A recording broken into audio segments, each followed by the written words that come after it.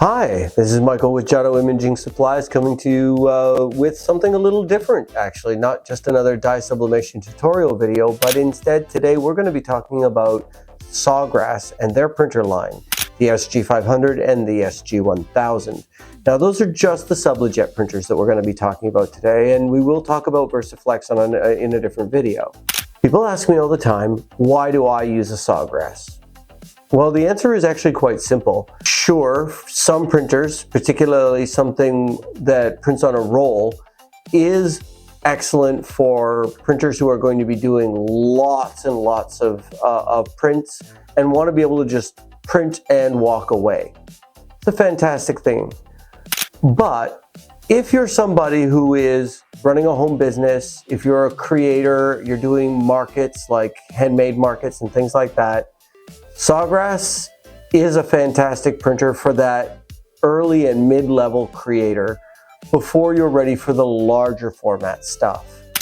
Now you are limited by sheet size. That's one of the really important things to understand. With an SG500, your sheet size is going to be 8.5 by 11 or 8.5 by 14. That's letter and legal sizes. With an SG1000, you can go up to an 11 by 17 sheet, and with a rear feed tray attachment you can get as big as 13 by 19. And that's what I do for myself in my own business at home. I run my 13 by 19 inch sheets, and I make a lot of coasters, for example. I will run 12 up on a 13 by 19 inch sheet as it's run through my rear feed tray.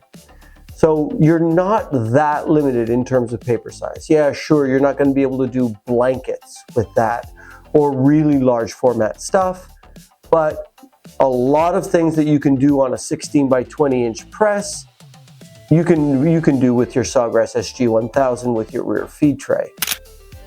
So why Sawgrass over something else though? Well, for me it's twofold. One is ease of use. The SG1000 and the SG500 are both really easy to use printers. Their interface on the printer itself is really easy to understand, works seamlessly, and makes use simple. They're cartridge fed instead of squeeze inks to refresh, which does in fact make them a little bit more expensive on inks, but also makes ink easy. Cartridge is empty, pull it out, replacement cartridge inserted, go. So there's really, no issue there for people who are not particularly tech savvy, for people who just don't want to be bothered or just don't want to make the mistake of spilling ink all over themselves or their workplace. Yeah, something like an SG1000 does offer that clean ease of use. The other thing is the print utility, the Sawgrass Print Utility. Now, in terms of an interface, the print utility is, in my opinion, pretty much second to none. And it's second to none for two reasons. One is, again, ease of use. Anybody can use the print utility. It's really straightforward. The second is, I find that the print utility is truly dialed into printing to your substrate. What do I mean by that? If you're printing on glass, there is in fact a substrate function for glass. If you're printing on a hardboard coaster, there is a specific setting within the print utility for that substrate. Same is true for canvas tote bag. And I use canvas tote bag for my canvas pillows and also for my canvas pencil cases and things like that. So that same material is good all the way through. The point being is that your presets are well and truly dialed in to the substrate that you're going to be printing on, and I find that incredibly valuable. What else? Well, you can also, based on your paper type, if you're doing something in a special paper type, there are several paper types that are available that are options for you to move between. I almost never use that function, and most of my customers don't either, but that is there as a function if it's something that you're looking for. And otherwise, Sawgrass Print Utility stays out of my way for just about everything else. Well, what do I mean by that? I mean it works seamlessly with Photoshop and most other design programs to stay out of the way of the design work, of the sizing, of the color matching that you're doing if you're trying to color match your artwork or anything like that. Do all your good work in your design program and then send print to the print utility, and it stays out of your way until you need it. So I'm going to demonstrate that for you today and just how easy and simple it is for you to use. But there's a basic run through of one of the basic reasons why it is I really do quite like the Sawgrass and why it is the printer I use myself at home to service my customers in my private business. Why don't we go over to the computer and take a look at how it's done. So what I have here is an image. This is just an image I've downloaded off the internet, and it didn't have an artist credit, so I can't offer you one, but it is a beautiful piece, and to whoever did paint it, I congratulate you because I think it's gorgeous. We're not going to be making any of these or printing any actually out. It's simply being used as an image that we're going to use to demo this. And I have here a template. And by the way, this is Photoshop I'm using. Photoshop is my design program of choice, but you know, for just about any design program, the things that we're going to be doing today will work almost precisely the same way. All right, so what I did to create this coaster template is I measured out the size of the coaster that I want to use. And I just went File, New, and then I went in and created the size, the inches, width. I'm doing 300 pixels per centimeter, 8-bit RGB color. In terms of things like RGB or CMYK, the secret is don't switch between them. It really doesn't matter much which you use. The secret is not to go from one to the other, because when you do, you lose vibrancy of color and end up having to adjust the color again yourself. So don't do that. If you're using an RGB color image, stay with an RGB color template. Just don't switch between the two. I like 300 resolution, but that's because I love high resolution and I use high resolution for almost everything that I do.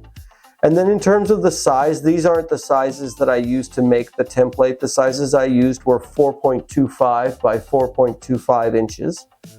And that's what gave me this template size, right?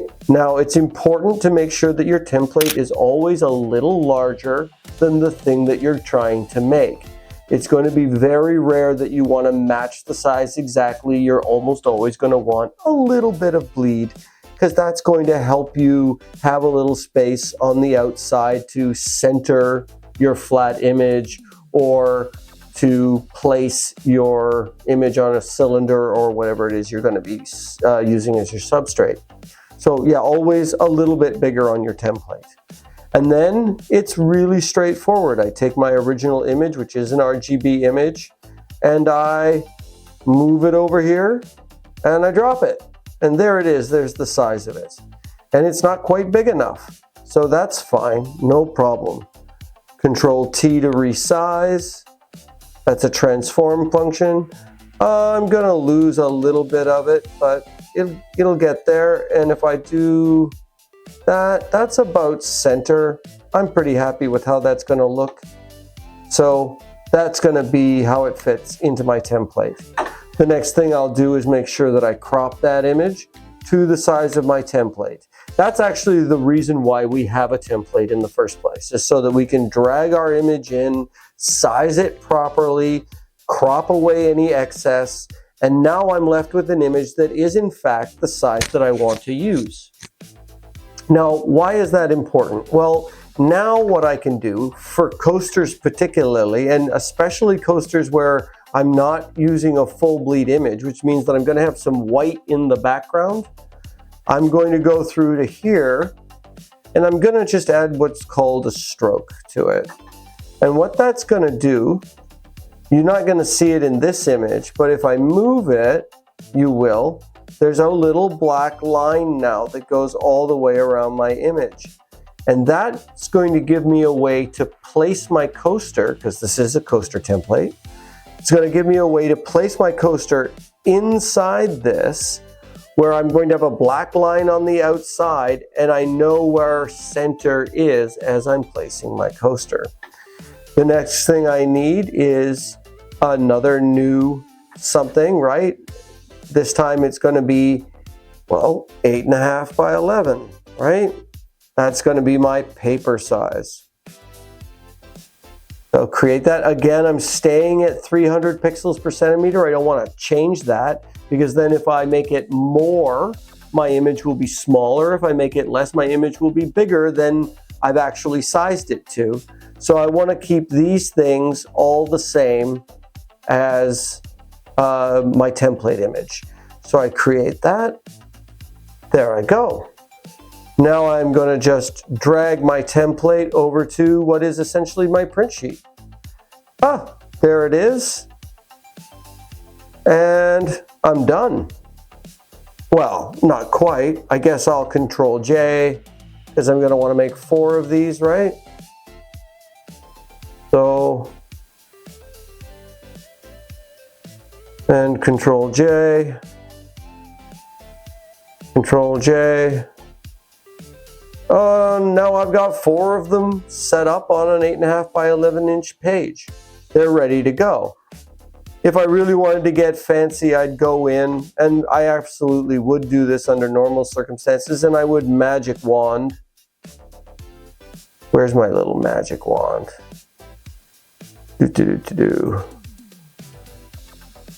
There it is, my magic wand. I'd go in and I would magic wand all these bits here so that this off-white was actually gone.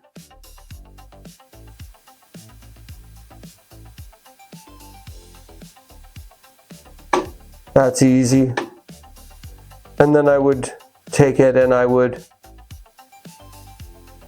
oh, now you can see my stroke has shrunk, so I need to go in and I need to make sure that everything gets caught. And then I would just move that over. But I'm not going to bother doing any of that now for you. I'm going to stay with this. We've got a little stroke on the outside to help give me guidance. I've got everything sized up. And now I'm just going to come over here and I'm going to print. It's going to ask me where I want to print. And instead of sending it to the printer itself, I'm going to send it to the Sawgrass Print Utility. If I need to change the paper size, I would change it here, but I don't because I've asked for an 8.5 by 11 inch page. The printer is going to manage my colors, right? And then I also happen to ask for saturation rendering intent. Perceptual is also a very popular one. You can go with relative and absolute color metric if you're having different troubles. Try and play around with those 3. They do offer slightly different results, but saturation is usually pretty good for me and the kinds of things that I'm printing. And then I just say, yeah, that's great. Why don't I shrink that? I just say, yeah, sure, so I print. And then automatically, the Sawgrass Print Utility will come up. We're going to update you later.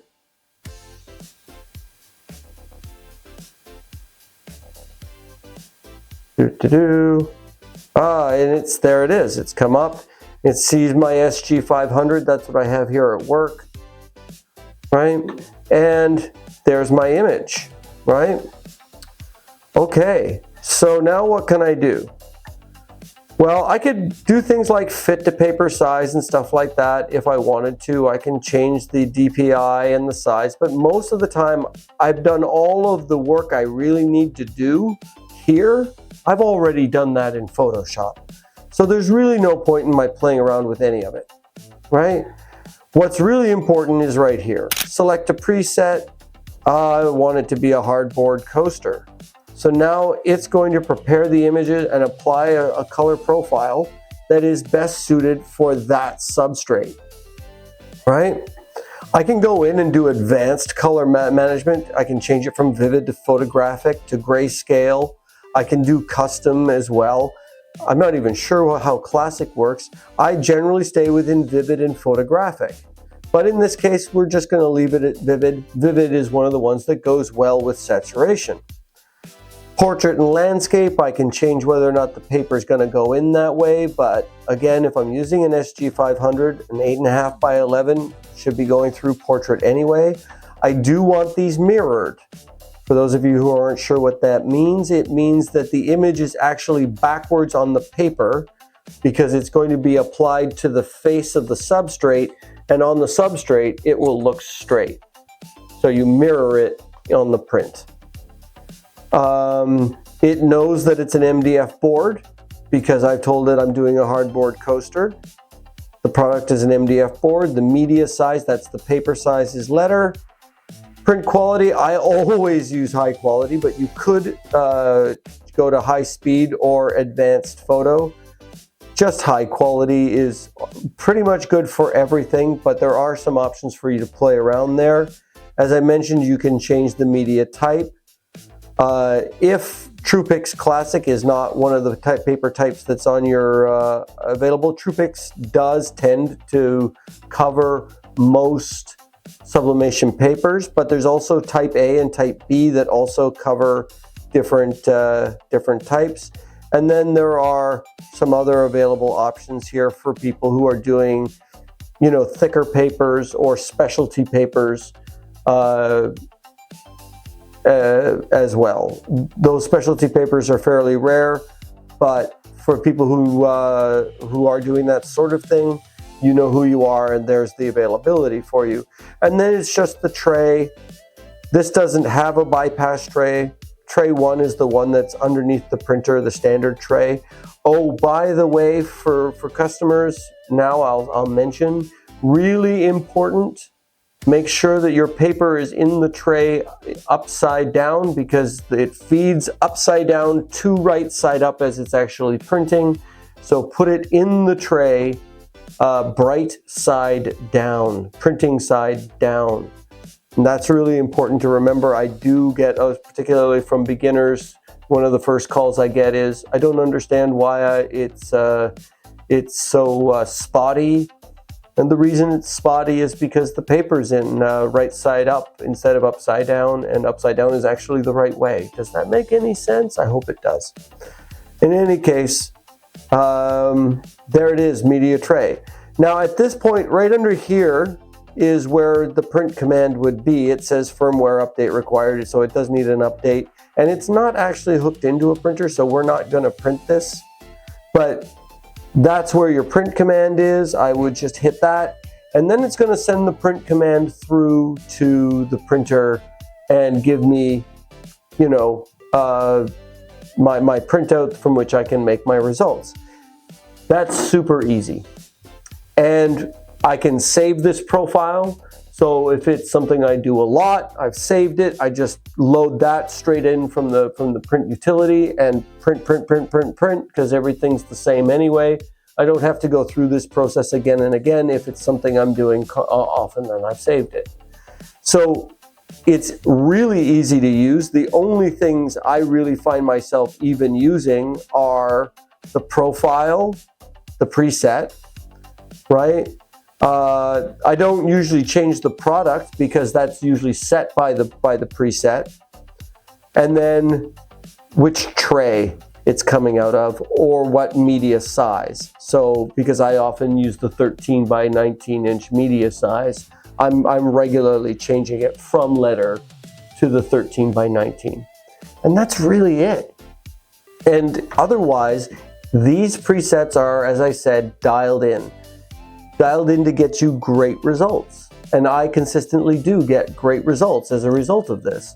So I have to recommend Sawgrass because it's easy to use, and except on the industrial scale, on the industrial level, if you're doing this sort of as a factory more than as a home business or a hobby business, there really isn't another printer that services you as well as Sawgrass will. So I'm Michael from Giotto Imaging Supplies. I hope that this helps answer a lot of questions. If there are questions more, please get them in the comments. We want to know what we missed, and we want to make sure that your questions do get answered.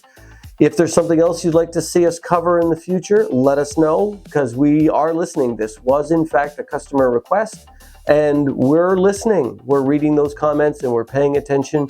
So please, make sure you comment, like, and subscribe, especially if you really liked it. Tell your friends. Thank you again. I'm Michael. Be well.